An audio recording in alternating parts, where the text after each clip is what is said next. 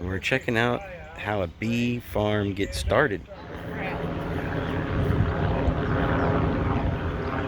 It's got some blocks there, a 2x4 frame. When you open it up, it needs to be where it's going to be. Exactly, yeah. 2 feet or, within 2 feet or more than 2 miles. Because if it's more than 2 miles, then you can move it and they'll get reoriented. Once you let these bees out, what's going to happen? Not much. They'll fly up and around and try to figure out where they are. Where do you get these bees from? These came from a friend's house in Richmond. They swarmed probably from one of her hives. That's all good. Angle towards the front so that if water gets in that box or around the edges of it, it'll run out the front. Yeah. I'm putting pine needles in this smoker. And that's going to calm them down, right? Yeah. Yeah, if they smell smoke, they think there's fire, and like there's a forest fire, and they might have to take off. So they're trying to it disorients them. But they'll still know how to get back to this spot. Yeah, yeah. It's like they got a built-in GPS or something. Yeah, well, what they do is they fly circles round and round, these wider and wider circles, and they're memorizing the geography. Oh. And this goes on up to 2-3 miles. Oh. They'll in every direction, they'll have an idea where they are.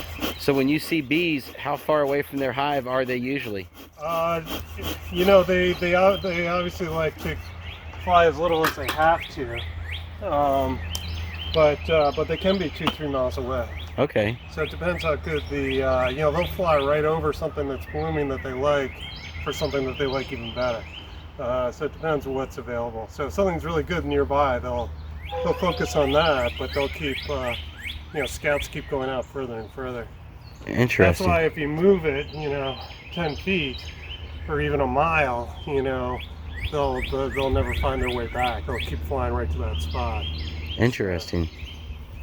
But now that, we're 50 miles from Richmond, they aren't going to get lost, obviously. They're going to know things have changed and reorient. What's their favorite trees? Around here, tulip poplar is big. Okay. There's a lot of them all throughout, sort of coastal Virginia. Right there is where they're going to build new hive into? Yeah, we'll move them in. She thought, the woman I got this stuff from, she thought they were in this box for about 4 days. So hopefully they haven't done a whole lot. So these are just little junky frames that if I need to, I can cut out some comb and kind of fit it in. That's a good sign, because usually if the queen wasn't with them, they'd be, buzzing a little angry. So I didn't even give them any smoke. You're saying the queen is still in there pretty much for sure because they're not swarming out crazily angry right now?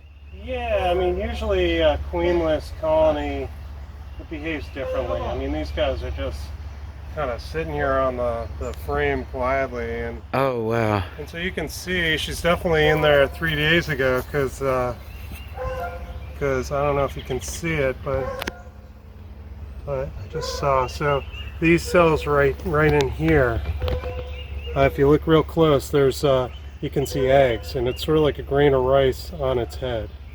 Ooh. And so she lays eggs, and then after 3 days the eggs hatch into larvae. And so there's actually some larvae up here. Those are males. So drones don't sting.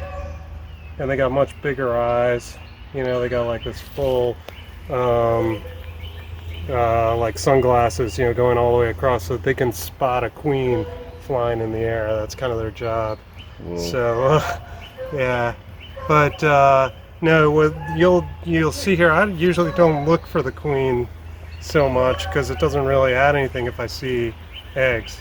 I know that she was there within 3 days. Right. And if I see her, I see her. But you'll spot the queen or recognize the queen because you see how a lot of these are just kind of milling around, not moving a whole lot. But the queen, she just kind of marches and does her own thing, and is just kind of walking around, and I mean, it's really pretty apparent that she's something different. Comb, but like I said, that's not much. So this is nothing that even needs to be dealt with. If this, and she filled it with eggs. You can actually see oh, this. Wow. So I got eggs. You can just grab hold of it. But there's eggs inside there. So Yeah, so she really wants to get going, which is important because they're trying to establish a brand new colony. Do you see the eggs inside there? Yes. Let's see the eggs, Timmy. See the little white things? Hold on, let me try to focus on that. Oh, man. Yeah, that's crazy. So this is really nice. You just drop that back in there? Well, maybe we can fit into a frame, we'll see. He's dropping all these things in the box, fitting them all in. So another bee built that honeycomb, but these bees will fill it back in. They love it, yeah. Okay.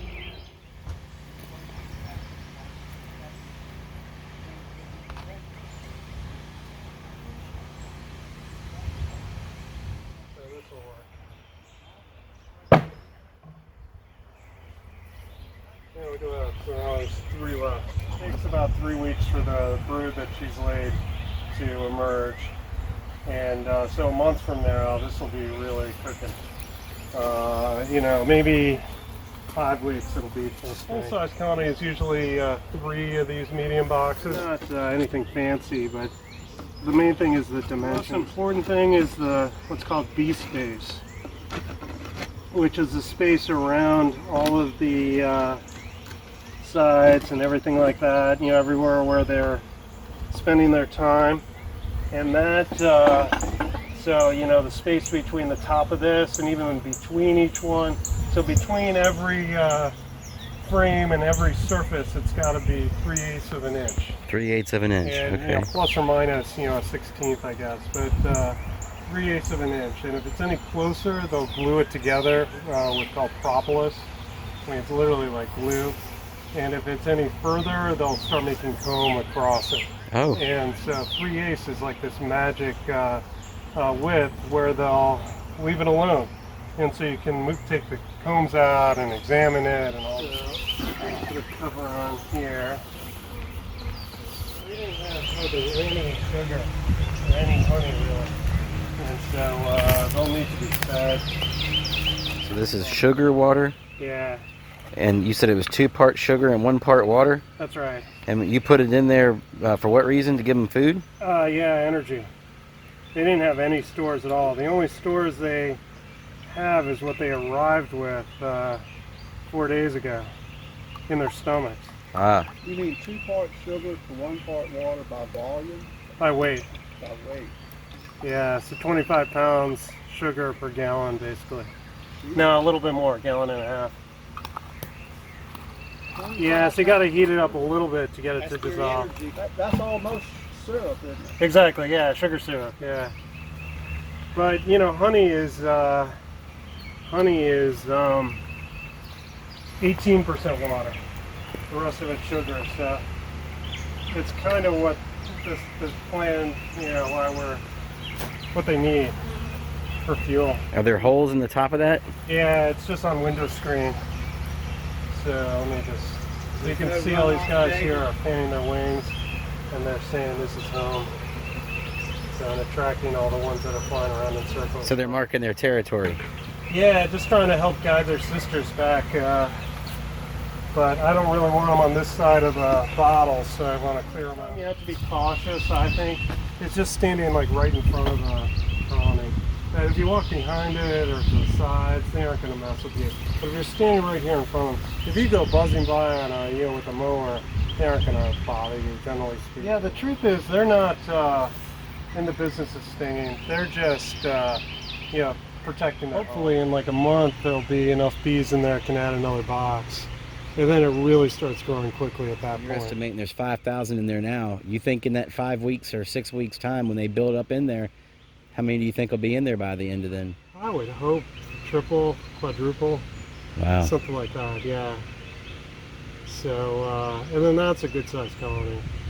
And the question is, you know, will we outrace, you know, will they get to the point where they're, you know, as efficient as they could be for spring? And they're probably not. I mean, spring, you know, when everything's blooming, is usually over mid-June. So, you know, most things kind of dry up at that point. And so they'll be just sort of approaching their peak at that point. Whereas ideally, they'd be approaching their peak, you know, this week or next, you know. Oh, so based on what's, you know, if this after transplant would have taken place a month and a half or so ago, it would have been better for the bees. Well, yeah, but this came from a colony that just came through winter, and they split off and did this. So, it's all economics basically. What they can afford to spend. How many different colonies can you have in an area? It depends how fertile the area is. So if there's typically in neighborhoods like this. I mean, I'm looking at this. This is like bottle brush or something, and I bet that's something they'll really like. So there's stuff like this everywhere, all throughout Newport News, and so they'll do well here. You could have a lot basically. So the garden back here is going to help a lot. Yeah, but also just the neighborhood. Everybody's got weeds and bottle brushes and ligustrum, and this stuff just grows all over the place here. So okay. Intentionally or not, you know what I mean? And they just do so well on that sort of stuff. I don't know exactly if this is going to be to their liking, but it looks like the right kind of flowers. So. And I think if you do like Google match, I think it's some kind of bottle brush. And two, I could do wildflowers or something. Exactly. Yeah. Here, right? Yeah. I mean, they love stuff like that, mint and really all the herbs. I mean, not the herb. That's actually wind blown, marijuana, but wind pollinated. The insects don't really go for that. But wait, did you say the bees do or don't like weed? Generally don't. Oh, yeah. All right. They just kind of ignore it. I don't even think the pollen's any good. There they are for now, in their new home. That's the front door. We got a temporary lid on there. That's going to be replaced with a wood lid. And then we'll be able to add more boxes later as the colony grows. If you've watched the video at this point, I'd like to say thank you very much. If you haven't done so already, please click the like button and the subscribe button. Until next time, GreggFesto out.